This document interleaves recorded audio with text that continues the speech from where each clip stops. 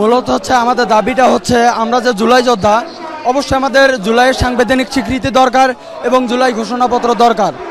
আমাদের অন্তর্বর্তীকালীন সরকার এর পূর্বেও অনেকবার এই জুলাই ঘোষণাপত্র এবং জুলাই সনদ নিয়ে তালবাহানা করতেছে। আমরা চাই না যে এই জুলাই সনদ নিয়ে আবার নতুন করে কোনো তালবাহানা হোক। আমাদের কর্মসূচি এটাই, যতক্ষণ পর্যন্ত জুলাই ঘোষণাপত্র এবং জুলাই সনদ দেয়া না হবে ততক্ষণ পর্যন্ত আমাদের এই কর্মসূচি অব্যাহত থাকবে এবং শান্তিপূর্ণ অবস্থানে আমরা থাকব। বাছাইকৃত লাল সরিষার দানা থেকে অত্যাধুনিক কোল্ড প্রেস মেশিনে তৈরি হয় প্রাণ সরিষার তেল, আসল ঝাঁঝে আসল স্বাদে।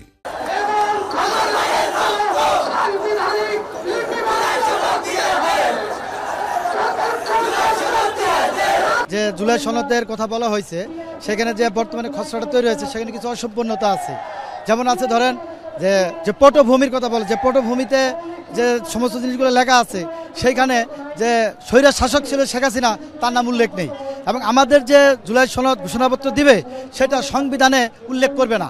এটা আমাদের সবচেয়ে বড় চাওয়া, কারণ আমাদের এই যে জুলাই ঘোষণাপত্র এবং যে সেটা আমাদের সংবিধানে, মূল সংবিধানে সেটা লিপিবদ্ধ করতে হবে যা একদম স্থায়ীভাবে, তাতে ভবিষ্যতে আমাদের যারা জুলাই যোদ্ধা ছিল এবং রাষ্ট্রের যত মানুষ এই আন্দোলনের সাথে শরিক ছিল তাদের কোনো ক্ষতি না হয়, পরবর্তীতে কোনো প্রজন্ম এসে যেন আমাদেরকে প্রশ্নবিদ্ধ না করতে পারে, সন্ত্রাস হিসাবে পরিচয় না করে দিতে পারে আমাদেরকে।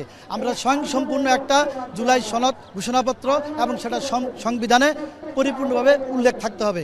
সংবিধান ছাড়া আমাদের এই জুলাই ঘোষণাপত্র আমরা মানি না, আমাদের সংবিধানে থাকতে হবে সেটা। আমরা এখন জুলাই সনদ চাচ্ছি, আমাদের ন্যায্য দাবি এটা, আমাদের ন্যায্য দাবি, আমরা এটা চাই।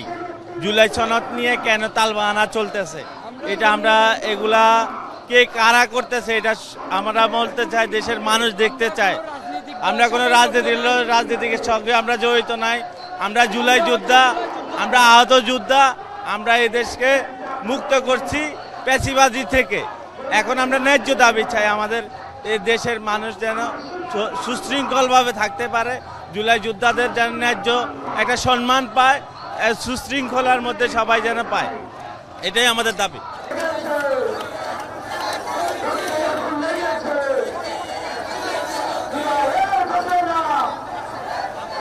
আমাদের সারা বাংলাদেশ সর্বস্তরের জনগণ বৈষম্যবিরোধী ছাত্র আন্দোলনের সময় 2024 সালে সমস্ত সাধারণ জনগণও ছিল এই রাস্তায়, কিন্তু আজকে দীর্ঘ 1 বছর হওয়ার পরেও আমাদের যে বাংলাদেশের যে 24 স্বীকৃতি সে আজও পর্যন্ত আমরা পেলাম না। এই সরকার, অন্তর্বর্তীকালীন সরকার তিনবার ঘোষণা দেওয়ার কথা বলেও সে ব্যর্থ হয়েছে এবং বলছিল জুলাই ঘোষণাপত্র জুলাই মাসের ভিতরে দেওয়া হবে, কিন্তু সেটা আজও পর্যন্ত বাস্তবায়ন হয়নি। যার কারণে আজকে আবার আমরা এই অবস্থান কর্মসূচি নিয়েছি এবং এই অবস্থান কর্মসূচি ততক্ষণই থাকবে যতক্ষণ আমরা আমাদের রাষ্ট্রীয় সংবিধানে জুলাই যোদ্ধা শহীদ পরিবারের লিপিবদ্ধ না হবে, ততক্ষণ পর্যন্ত আমরা এই অবস্থান কর্মসূচি চলমান রাখবো ইনশাআল্লাহ।